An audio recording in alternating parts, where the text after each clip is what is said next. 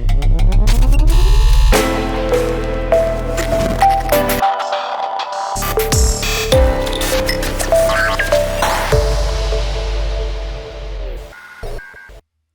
everybody, John Huber here, Maryland Education Network, brought to you by Maryland K-12.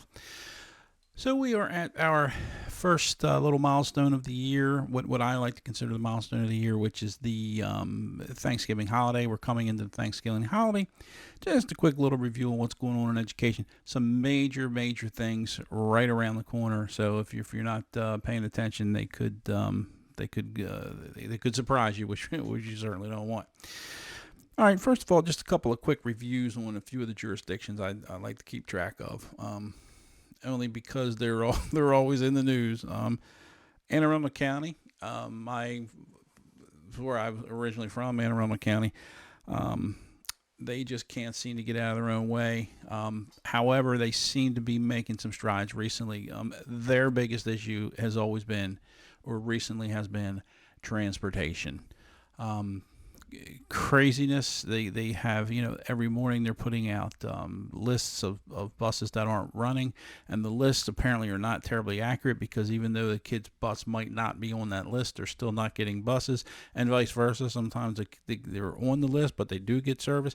So it's just craziness. They're having a hard time. What they've done recently, though, in Anne Arundel County, apparently they've contracted, they've gotten approval, and they've contracted some of those vans to have some companies provide drivers with vans, because for those you don't need CDLs, and they found some solutions there. But what they're actually doing is they're taking kids who are in special needs kids, or homeless kids, or whatnot. Maybe not homeless, but probably in the vans are going to what are called non-public schools. These are kids who are a variety of reasons, which is a whole other topic, that they're not in the public schools, but they're still served by the public schools. They're in private schools that are being contracted to public schools. It's a whole other world there in the non-public.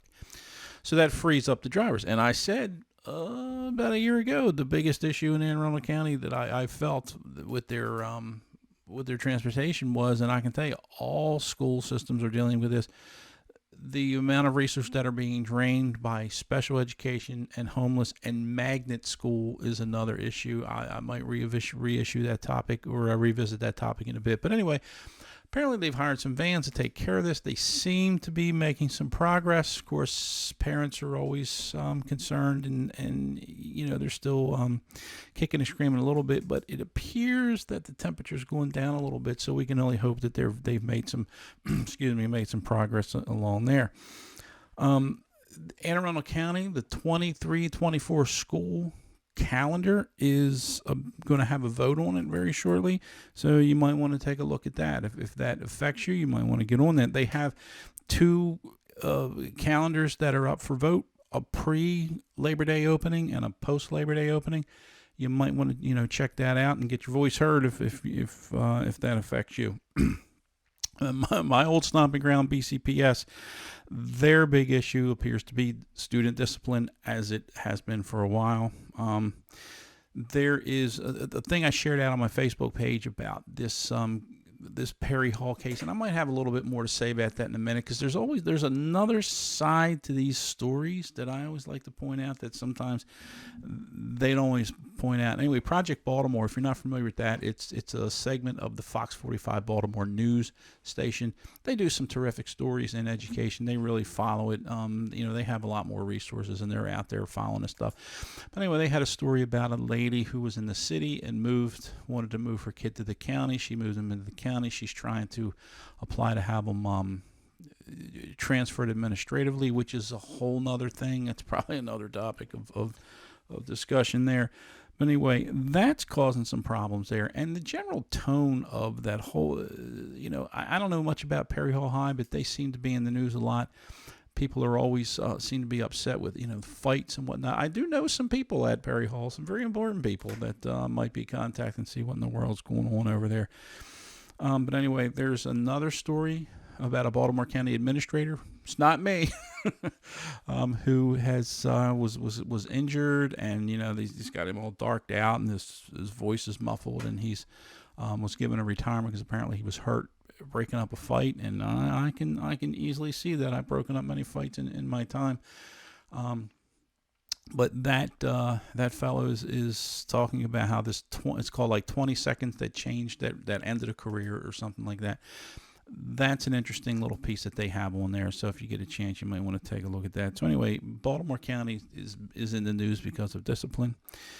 The city, apparently the CEO of city schools makes $445,000 a year, which, according to the article, the mayor is perfectly fine with. I don't know, somebody works. So that's an interesting topic that's kind of floating around now. Also coming up very shortly, December 1st, is a few weeks ago, the AIB, the Accountabilities and Implementation Board, for the Blueprint for Progress, for the Maryland Blueprint, the Kirwan Commission, we used to call it. They submitted a report. They're going to have to finalize it and vote on it by December 1st.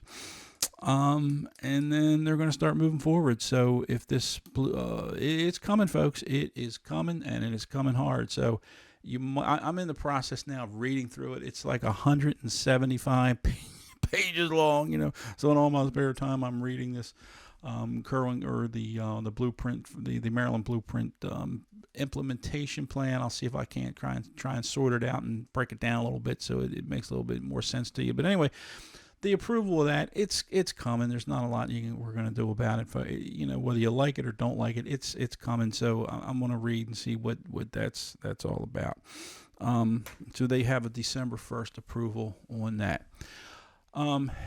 Me, on the other hand, outside of that, I'm going to be launching a new website within the next couple of weeks. Maryland K-12, completely major, everything education. It's going to be a lot of social media interaction there, interfacing with social media on social media sites that I've never heard of. But my web guy tells me that these are wins. We're going to have some Discord channels. We're going to have Tinder and you stuff I've never heard of.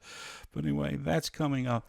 Major insight, lots of discussion. If you have something to say, I really want to start getting some people in here to start talking about education in Maryland and whatnot. Even if you don't have a kid in, it's always a topic.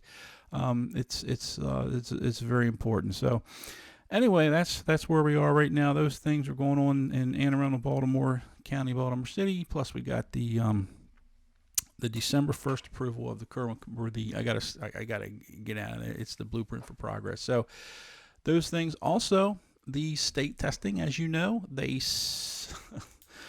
sent out one thing of the testing, or one leg of the testing, and they're still trying to, what they're doing is they're resetting the standards.